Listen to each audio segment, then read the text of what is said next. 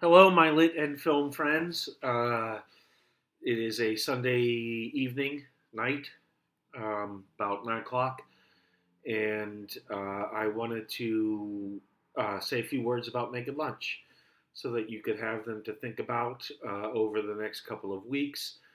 Um, I know this is overdue, and do my best. Um, but I only just figured out how to do this, so um, I, I, I'm sorry. Um, a couple of things. First of all, with campus, no one knows what is happening with classes. I would be surprised if we come back to campus before the end of the semester, which is not a thing that I am a fan of, and I'm sure it's not a thing that you are a fan of, or maybe you are. I don't know. But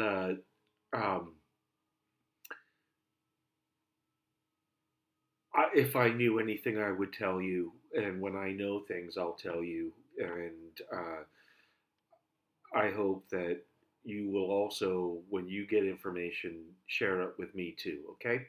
So a couple of things.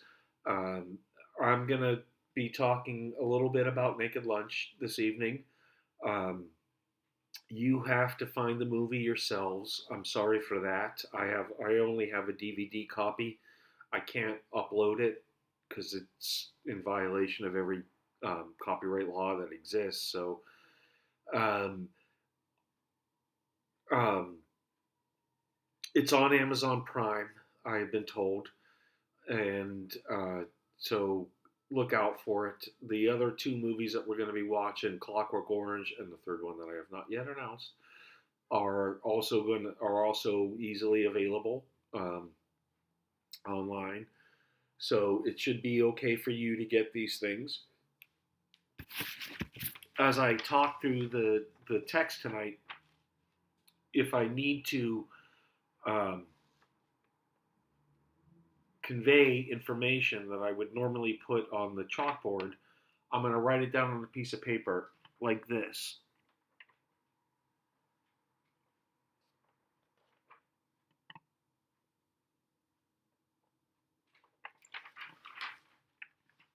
It's not ideal, but not a lot of people have chalkboards in their houses, so that's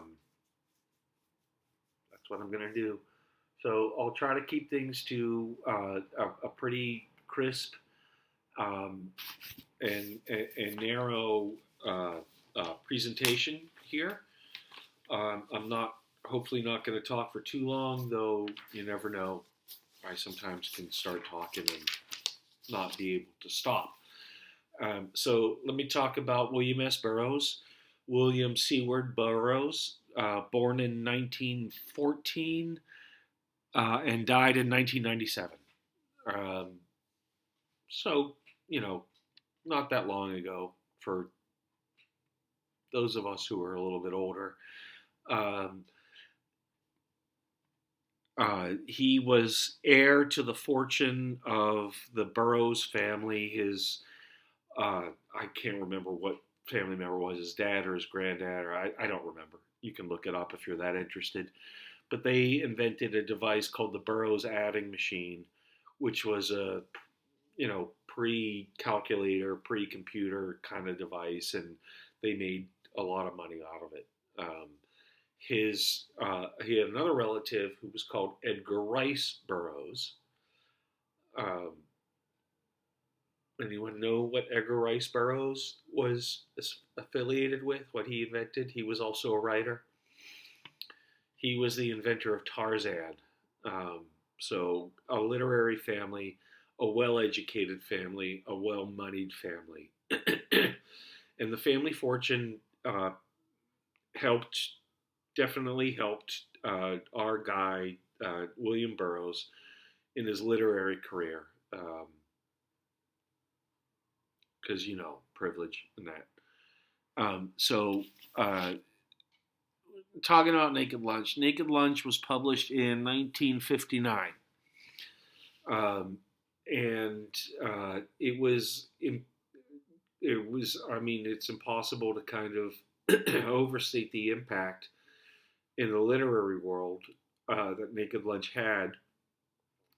It's part of this larger thing that we refer to as the Beat movement, BEAT, Beat movement. This includes Jack Kerouac, whose best known work is called On the Road, though he wrote many other things. And then, of course, there's the poet Allen Ginsberg, uh, whose best known work is called Howl, HOWL. Um, and that was also hugely important. So, and there were painters, and I mean, I'm not even, I can't, I don't want to go down the list of names because uh, it's not important for our thing today that I do so. But there were painters and printers and photographers and whatever field of the art that you choose to imagine. Uh, there was one of them, and or two of them, or eight of them, or 12 of them. So it's not. This is not just a thing. I know. I'm not trying to. I'm not trying to say that the Beat movement, and it would be wrong from any perspective to simply say that the Beat movement was the function of two or three people, because it wasn't. It was a collective function, and that was part of the goal of the Beat movement was to make it a collective function. Um, and uh, so where was I going with this? Oh, I was about to tell you that at one point, uh, once upon a time, um, Allen Ginsberg taught at Brooklyn College, and his office was the office that's exactly across the hall from my office. Obviously, a long time before I was there, um, but yeah, true story. Pretty cool, I think. At any rate, major figure of American literature. We're not talking about Ginsberg here today, but if you ever get the chance to read Ginsberg, um, if you like poetry, I highly recommend Ginsberg. Okay, so let's get back to Naked Lunch. Published 1959. Now, the thing about Naked Lunch is that um, it's all it's I could say it's all over the place. It's not really all over the place.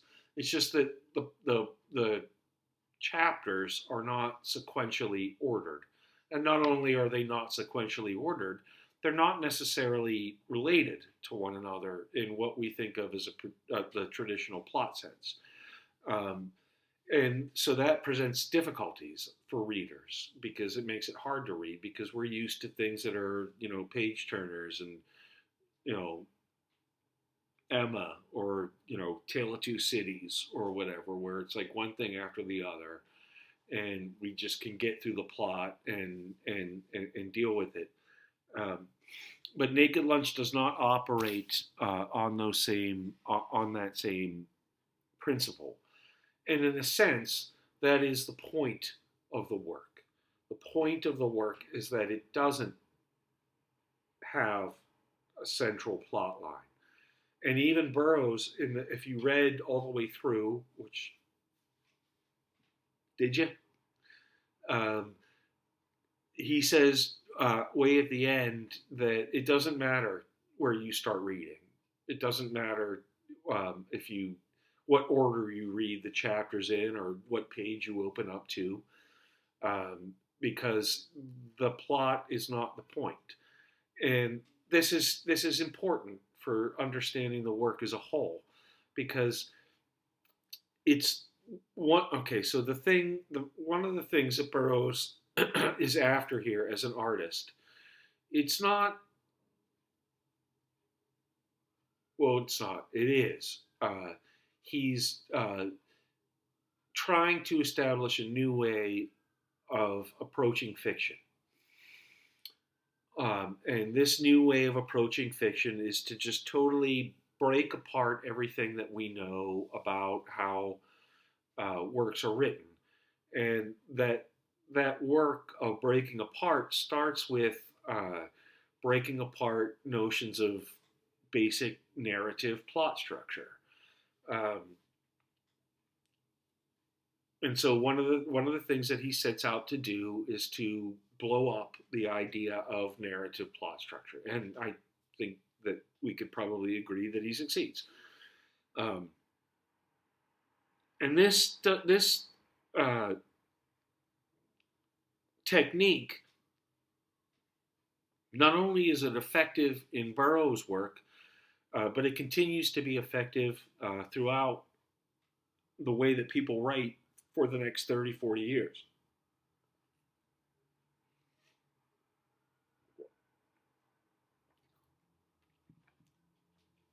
50 years, 60 years, 70 years, 80 years until now. Um, and still continues to be effective as not just people who write novels, but people who make movies and write plays continue to rely on an audience's ability to follow with along a non-linear plot line. Um, but Burroughs is the man when it comes to this. Now, the work was not well received at first. In actual fact, it was censored in several countries. I can't think of I'm not going to go through all the details about all the legal battles that Burroughs went through. If you like the work and you're interested in it, you can look that up and find it out.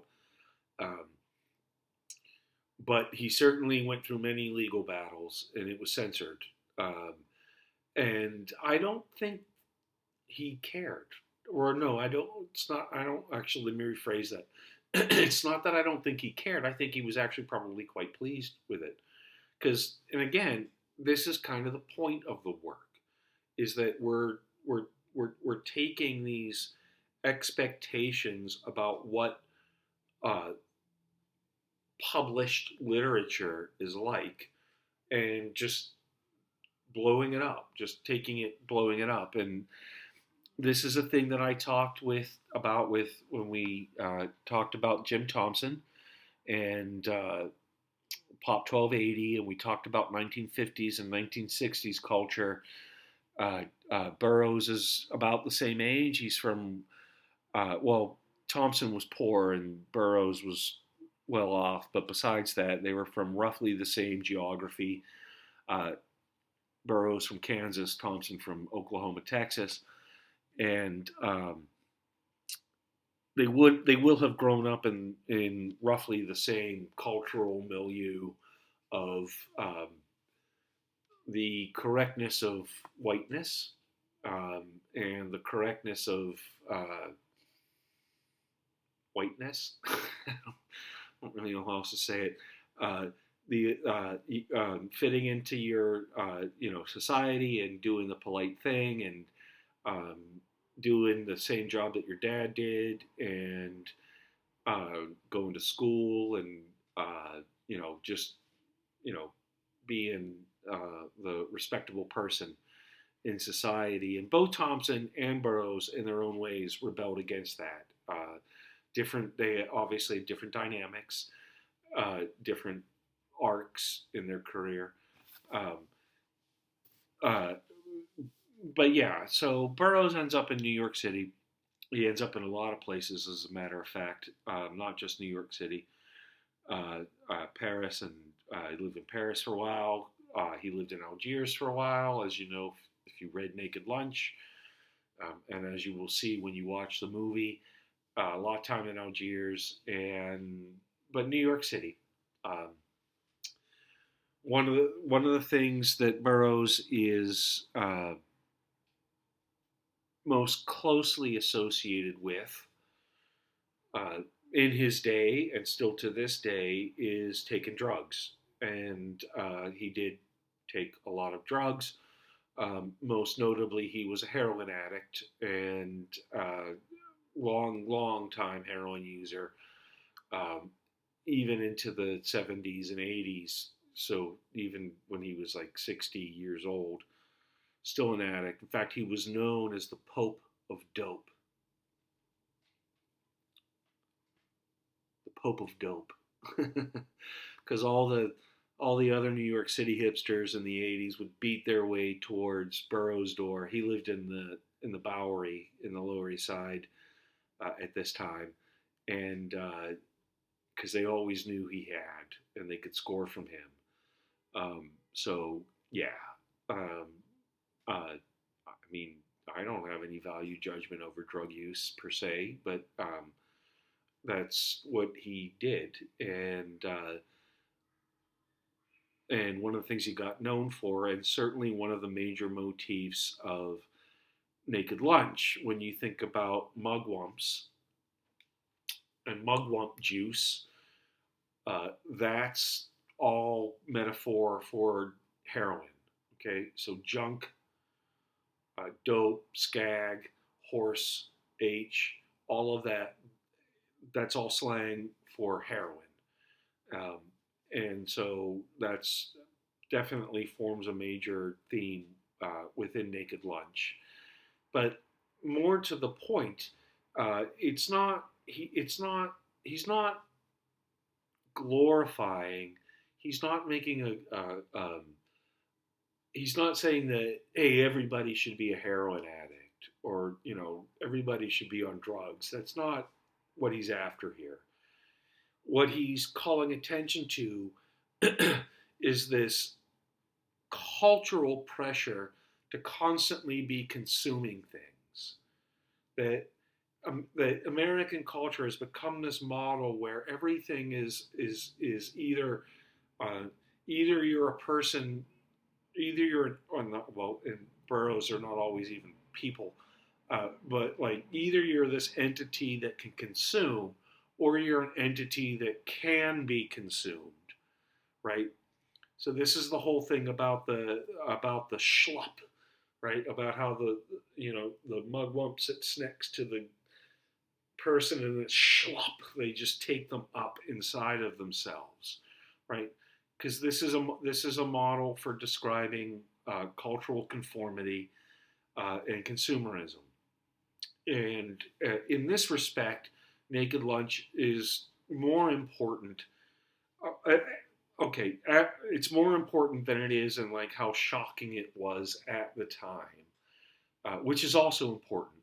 Um, and also, I haven't even touched on Burroughs' prose yet, which is amazing.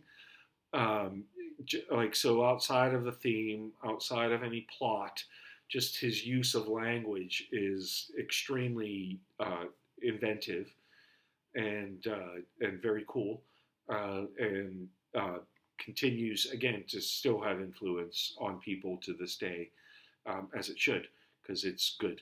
Um, so the cultural conformity is one aspect that I wanted to touch on with respect to Naked Lunch, right? So it's all about. It's not all about, but it isn't. Sorry, rewind.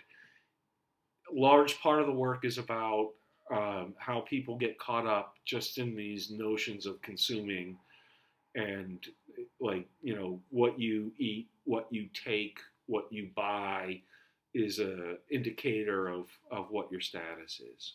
Okay, so there's that. Um,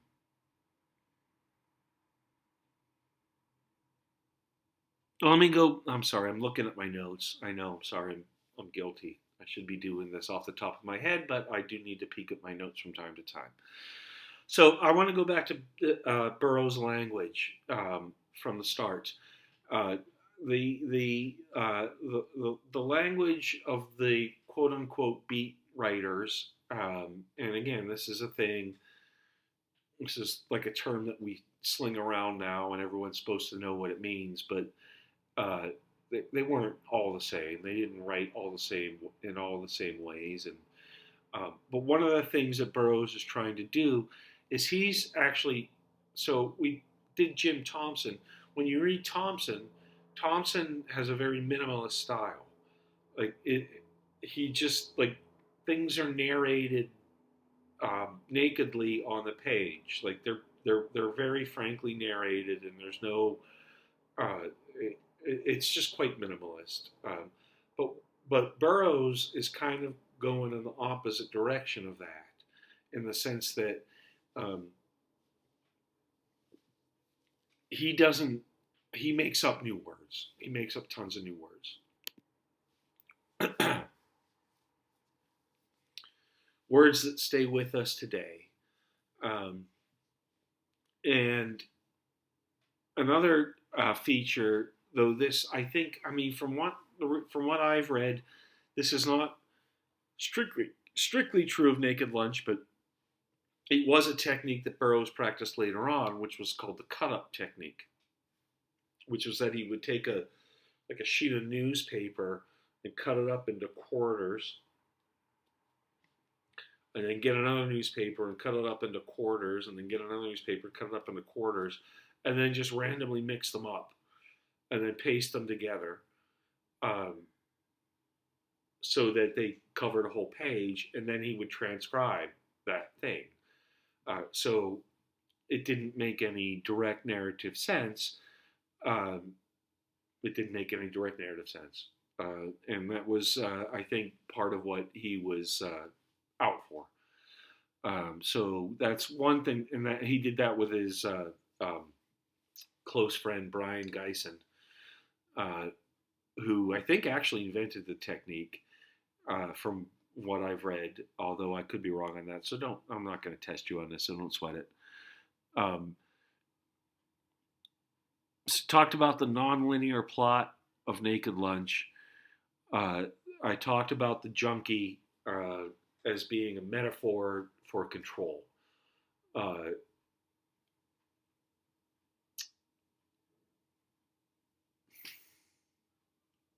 I don't think this is a thing that I need to explain to you too much. Drugs are used as a way to control people today, as ever. So I won't talk too much about that because I don't want to get fired, apart from anything else. But yeah, I can get caught up in the drug use of Naked Lunch, but you have to understand that it's operating as a larger metaphor of top-down cultural control. The idea that you have to buy, keep buying. If you don't keep buying, everything will go away. Everything will fall into chaos. And Burroughs identified that.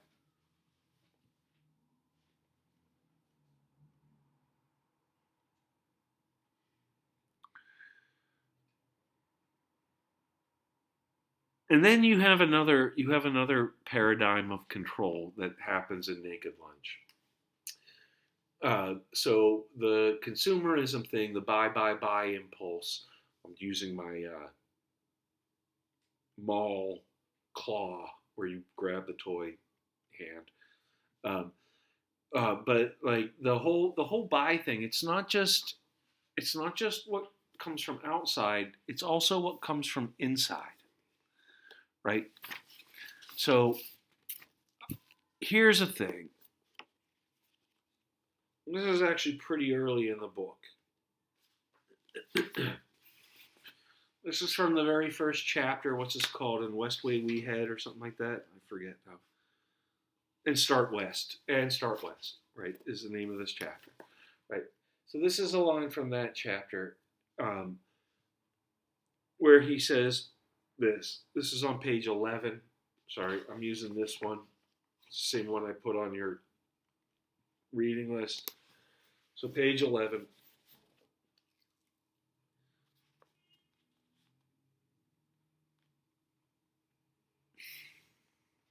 I'm going to start from the second section. Seashells by the seashore. Second sentence. The blonde god has fallen to untouchable vileness.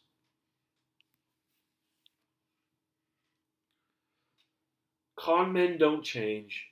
They break, shatter. Explosions of matter in cold interstellar space drift away in cosmic dust, leave the empty body behind. Hustlers of the world, there is one mark you cannot beat, the mark inside.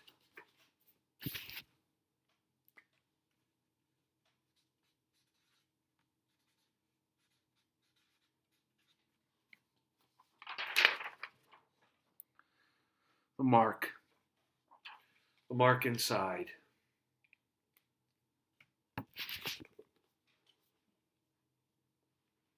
I mean, it's just beautiful prose. It's just amazing. Um, so where was I going with this? Oh, so I'm internal and external control, right?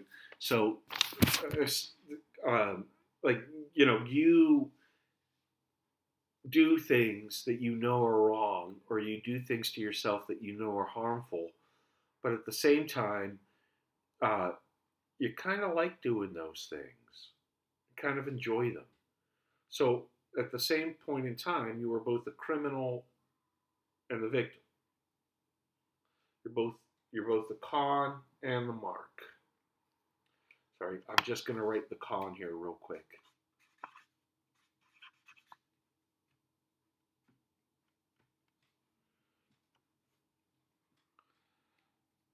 And I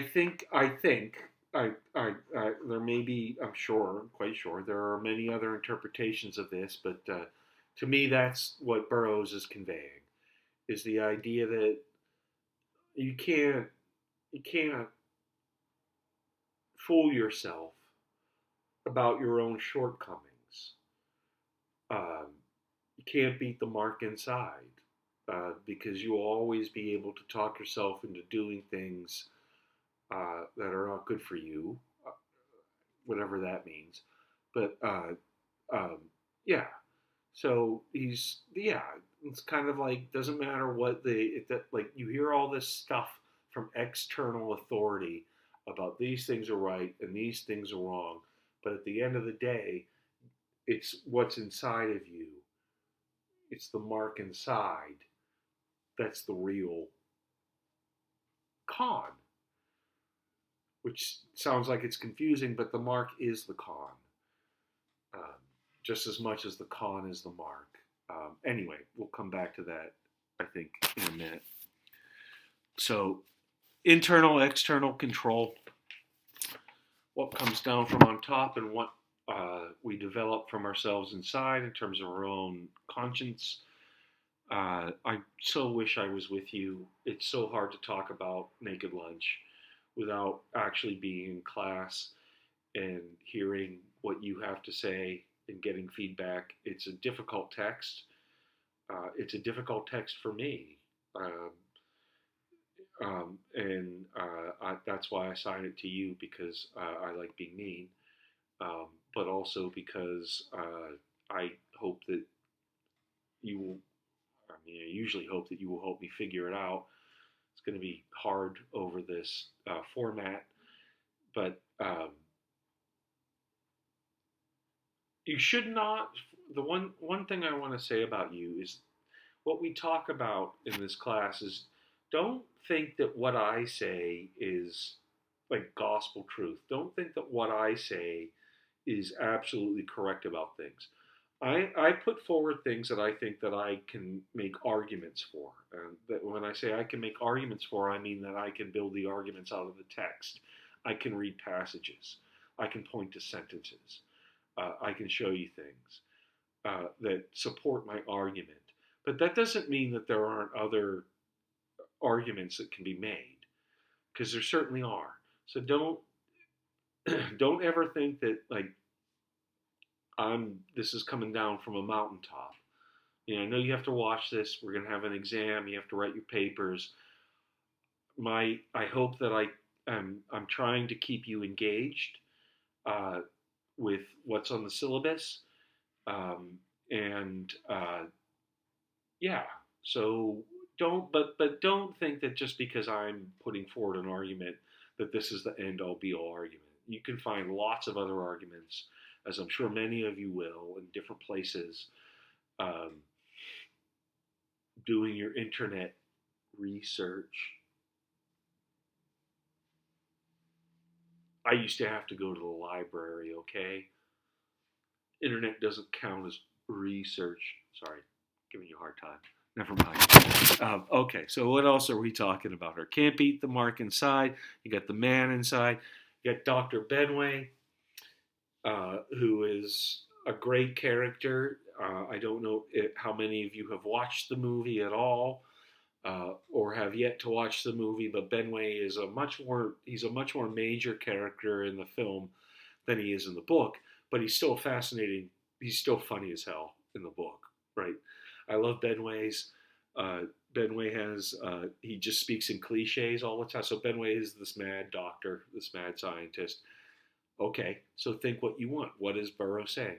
Is Burroughs talking about the medical pharmaceutical uh, industry in the U.S.? I don't know. Is he? Maybe. I don't know. So here's Benway performing these mad experiments and performing surgeries with things like rusty tin can lids. Um, and his chief assistant, I guess we would call him now his resident, his chief resident. His chief assistant is a baboon, and they cut up people, and of course the surgeries always go horribly. And Benway, well, it doesn't bother Benway, right? Because hey, this is America. This is a consumerist society. That fucked up. Well, sorry, pardon my French. That didn't go well. Then we can just move on to the next thing. So Benway says things like "son cosas de la vida." That's the way life goes. Or he says, "All in a day. It's all in a day's work. It's all in a day's work." And then he just walks away from the, carnage on the table that he left behind. Again, I think that what Burroughs is getting at here is the disposability culture, not just disposability of what we buy at the store or what we throw in the trash, but disposability of human life.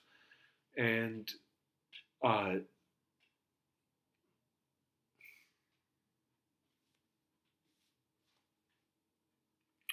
all right, I'm not going to preach, but yeah, I mean, I think it's about the disposability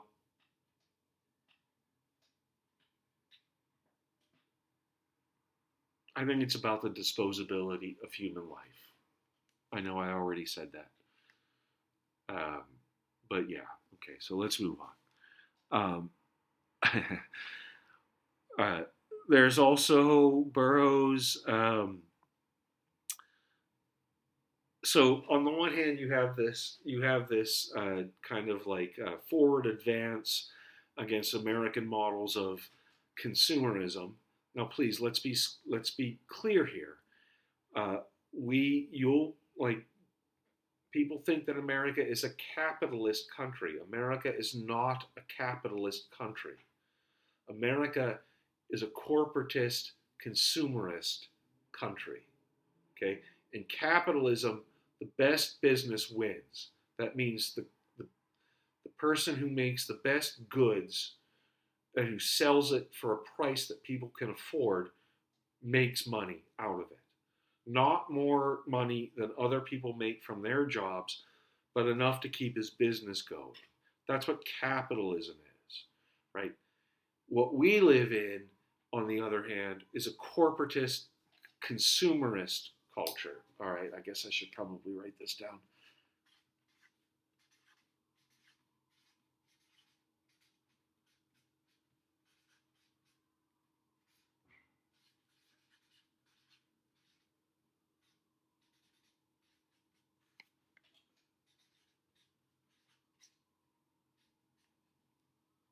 I ran out of room at the end, at the end of the page, so it's going to look funny when you look at this, but still you'll see it.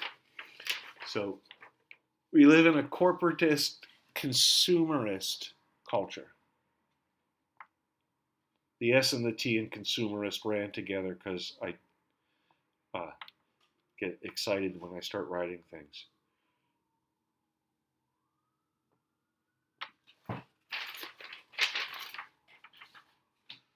So we're run by corporations. And that's just a reality of things. And to bring this back to Burroughs, let me bring this back to Burroughs here. He gets into this too, right?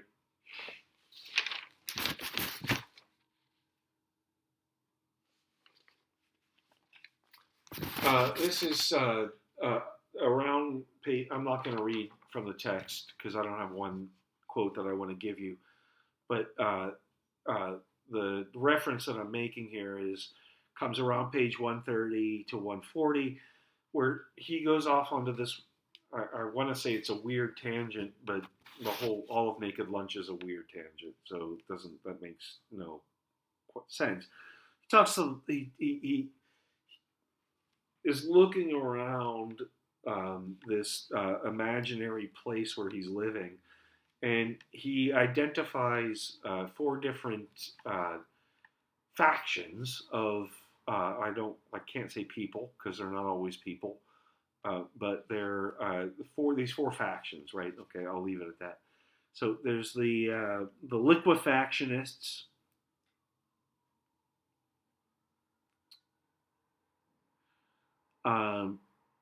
They all turn into this protoplasm, right? So this is a theme in Burroughs of people turning into sludge, and again, it's part of the idea of like sameness, cultural sameness everywhere.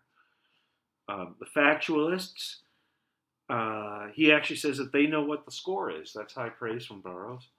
The senders, who I think stand in for the psychopharmacy industry. That's just my reading, because they tap into other people's brains and then manipulate what's in other people's brains. Again, I don't.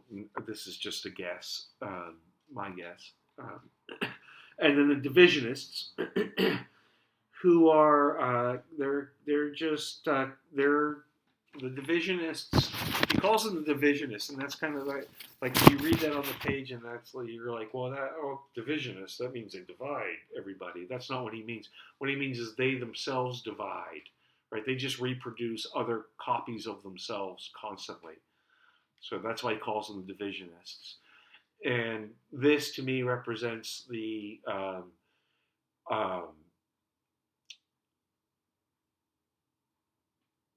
I guess the middle class, the bourgeoisie, to use the old term for it, but like the people who are just want things to stay the same. I mean, their families are all right, and they've been all right, and so as long as their kids are all right in the same way that they were all right, then they're all right. So in a sense, in a word, to be short, or not in a word, because I'm going to use a lot of words, but this brings us back to like 1950s culture. I think when he talks about the divisionists, what he's talking about is the whole kind of Leave It to Beaver, Ozzie and Harriet, white picket fence, wife, husband, 2 kids, a dog, 2 cars. Wife stays at home. Husband commutes to work in the city and then comes back to home in the suburbs. They have a lawn. They're friendly with their neighbors. Like that whole. I mean, I hope that's clear. I think that's clear. It's clear to me, but I'm from a different generation than most of you are. So if it's not, let me know.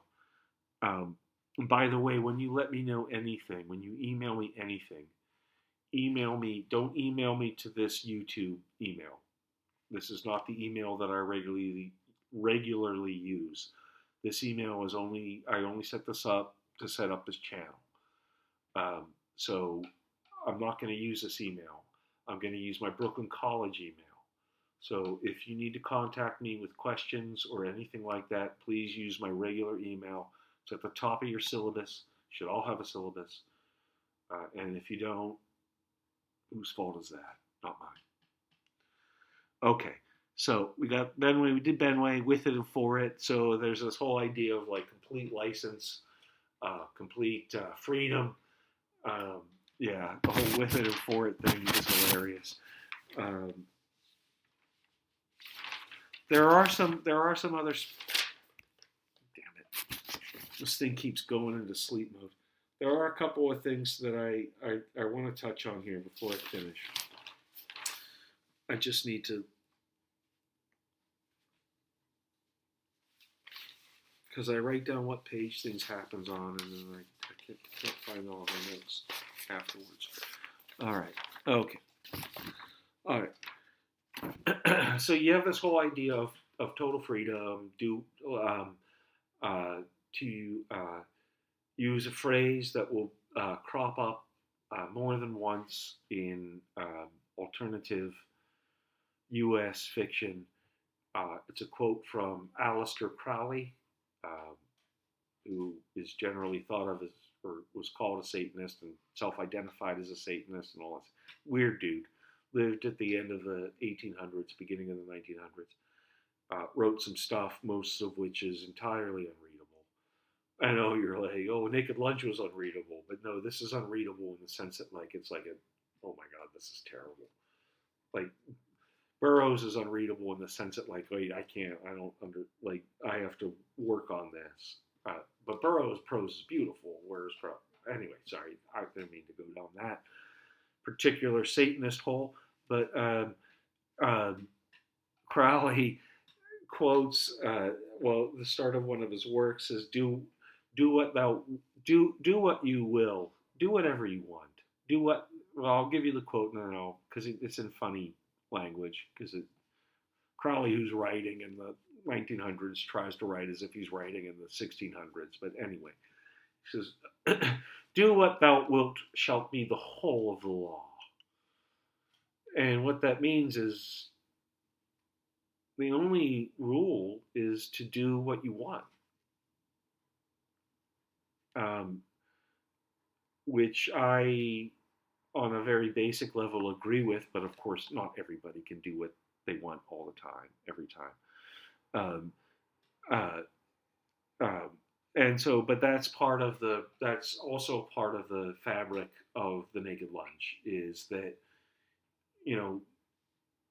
look, you have all these systems coming in on top of you, telling you that here's the thing you can't do, here's the thing you can do, but here's 10 other things you can't do, right? And here's this one thing. If you can't do this thing, but if you do that thing, here's all these things that are going to happen to you as a result of all those things around you. So again, Burroughs is interested in systems of control, systems of surveillance, systems of limitation of personal freedom. So the idea of personal freedom, personal freedom, that's not redundant, not at all, is another major factor here. Now, I'm going to come back here for a moment to, and this will probably be the last thing I talk about on this video. I'm going to come back here for a moment to drugs.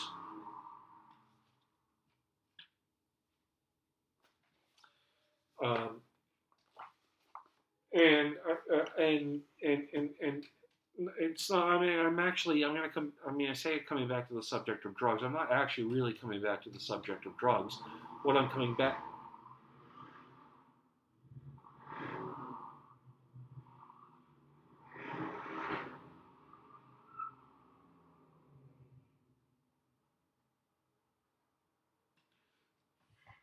Life in Brooklyn. So I'm not actually really coming back to the subject of drugs. What I'm coming back to is the subject of plot structure. And again, I mean, I know I've been talking about the genius of Burroughs a lot, and maybe overselling it a little bit, because I love this book so much, but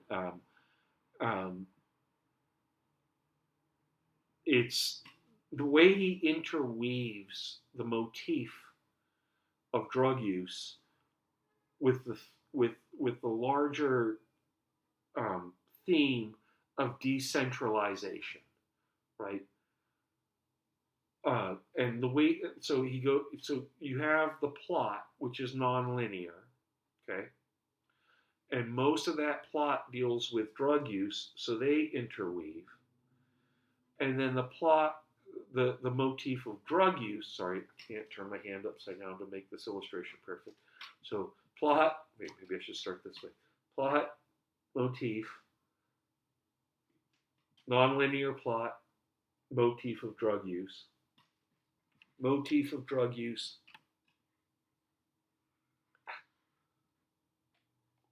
larger theme of decentralization, larger theme of there's only an order if you want to see the order. If you don't want to see the order, there is no order. So I'm going to read this passage out. This is on page 92.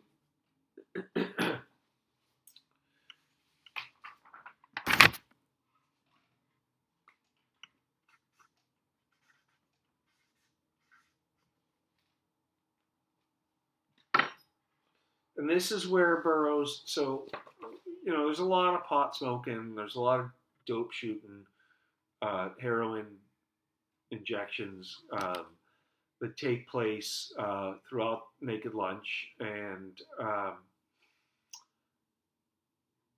but there's another drug that Burroughs spends a lot of time on that he was very into. And he refers to it as Yage.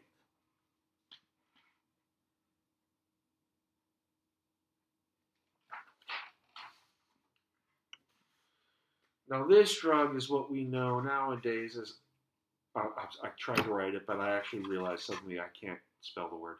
It's called Ahasquatl these days. And it is also, it has a street name, which I forget off the top of my head. I'm sure it'll come to me in a second. It's a tree root that gets ground down, and its powders, the powder of the root, has psychedelic effects. So it's like peyote, in the sense that it's an organic thing that bends your mind, or mescaline for that matter, or cannabis.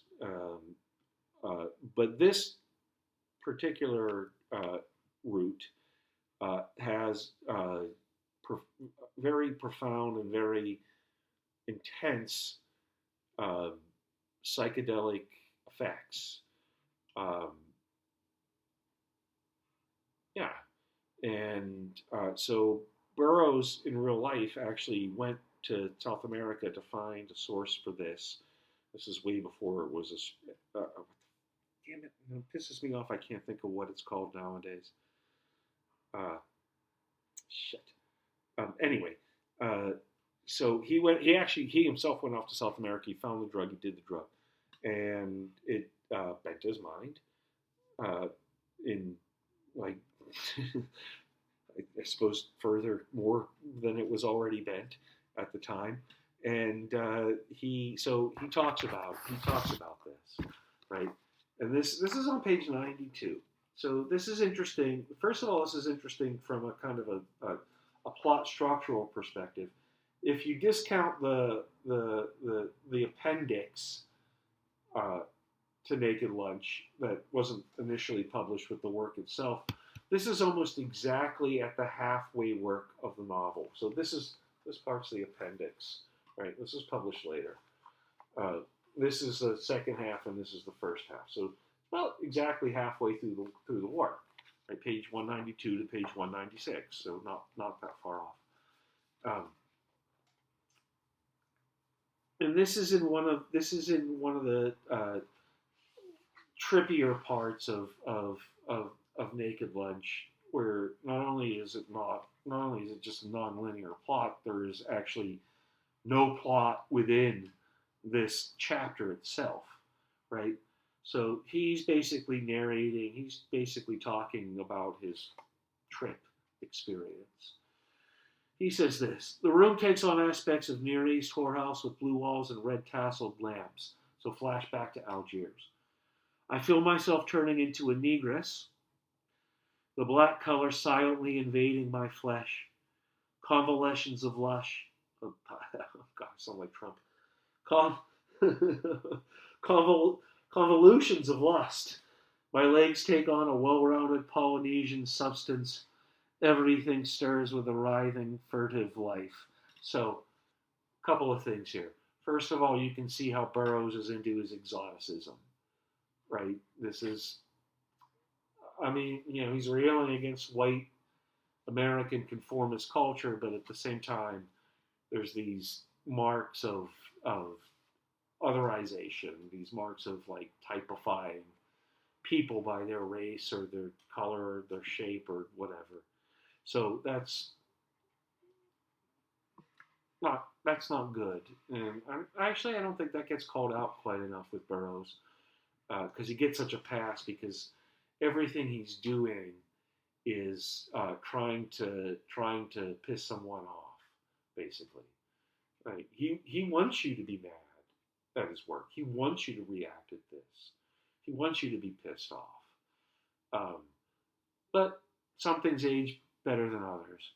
So I'm not done reading here. I wish I had not started reading that high up. I'll never do that again. Well, anyway, maybe I will. So he says, the room seems to shake and vibrate with motion.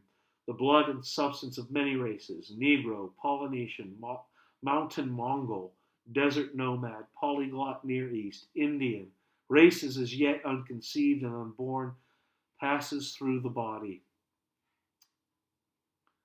Stasis and death, in Closed Mountain Valley, where plants grow out of genitals, vast crustaceans hatch inside and break the shell of body. Across the Pacific in an outrigger canoe to Easter Island, ... You can, so forget about the racial monikers that he uses here. I mean, it's the 50s, so, even the vocabulary given to Burroughs was more limited than the vocabulary that we use today. And so, yeah, okay, there's that. But still, you can't deny the rhythm of the language.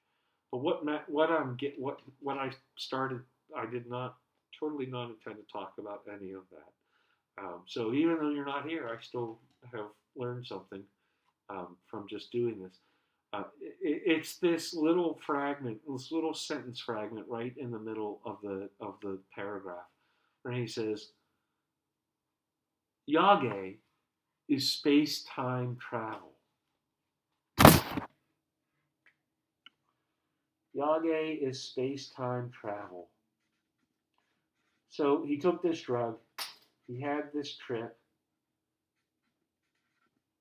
Apparently on this trip, he found himself able to travel to different places amongst different races, who apparently he did not bother to ask what they called themselves, but rather used their English names. But anyway, besides that point. So Yage is space-time travel, right? So this helps us to understand the nonlinear plot structure. So this is what I said. So plot structure, motif, and theme. So Yage is motif.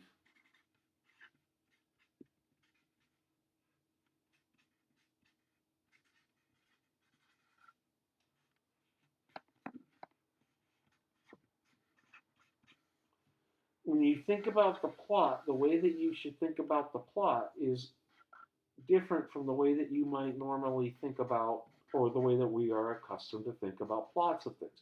We want one thing to happen after the next, or at least to be put back together in some reconstructible sequence, right? Yeah. But when you think about the plot of Naked Lunch, it's not a straight line. So it doesn't go like this. I got to redraw that because it's a shitty drawing. It doesn't go like this, where we start at point A and we end at point B. And maybe we have points B, C, D, and E. So this is now point F at the end. along the line, and maybe they might be mixed up.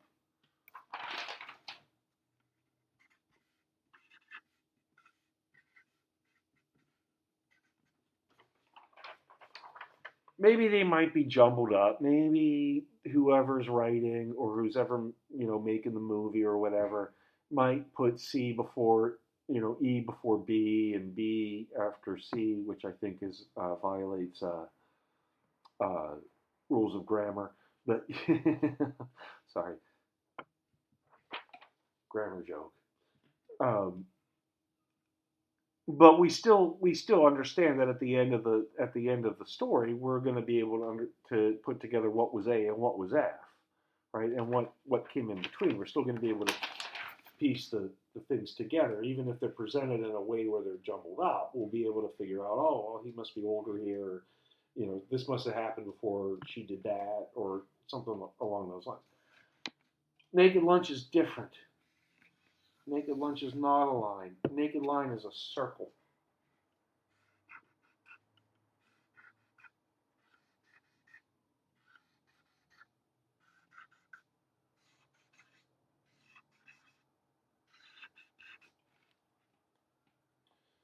Where your A, B, C, D, E. Sorry, I went past F here, but whatever. It doesn't matter. G and H. They're not things that you're supposed to assemble back in order with one another. They're meant to be taken not only as pieces on their own, but as pieces that can be encountered in any way. And that's why I talked about that Yage passage where Burroughs says Yage is space-time travel. Because I think that's how he wants us to understand his plot, which rather than being a straight line, is more like this. Sorry, let me get this in frame. It's a circle where all the different chapters, all the different parts of Naked Lunch, they don't they don't. It doesn't matter which one you start with. It doesn't matter which one you finish with. They can be consumed in any order because of the nature of Yage, right? So Yage here is the hub of the circle here, right? And using that as a metaphor is that you can go to any point as you see fit, right? Which fits into the theme that I was just talking about. So we did Yage, we did theme, we did plot. Or no, we didn't do, well, we did theme already, but we did Yage, we did plot, and then theme, which is simply the notion of personal freedom. You don't have to write the way people want you to write to be successful. You don't have to adhere uh, to cultural standards, basic cultural standards, uh, to fulfill your abilities as a person. You don't have to keep buying things in order to um, fit into a concept of normality. That's the I think for me that's the kind of that's the larger theme of Naked Lunch. Uh, Famously, when Burroughs was asked about why he called it Naked Lunch, he said that it was because he wanted people to see the squirming thing that was at the end of their fork before they put it in their mouths, um, or words to that effect. I don't think I got it exactly right. I could probably look it up, but then I would screw up this video, no doubt. So I don't want to do that. But it was like words to that effect. He wanted them to see what was on the end of their fork, right? Meaning he wanted to make them make sure they understood what they were consuming when they were consuming it, and that is a very important lesson um, in American culture in American cultural history. I won't talk too much about how I feel it fits into today's environment because we're all hypersensitive about what's going on, and I don't want to. I don't want to. I'm not. I don't want to. You know. I don't want to use that to preach an ideology or anything like that. So, but but I will say that I think that that is the overriding theme of Naked Lunch. Uh, we are what we consume, um, and cultural conformity turns us all into large uh, balls of sludge that schlop along. Okay, that's all I have to say. I think I already said this to you, but again, if you have questions, please send them to the Brooklyn College account, not to the Gmail account attached to this YouTube channel, because I can only keep track of one email at a time. And I hope that you are well. And please be nice to one another. Please be kind to one another, and please be generous with one another. Okay. All right.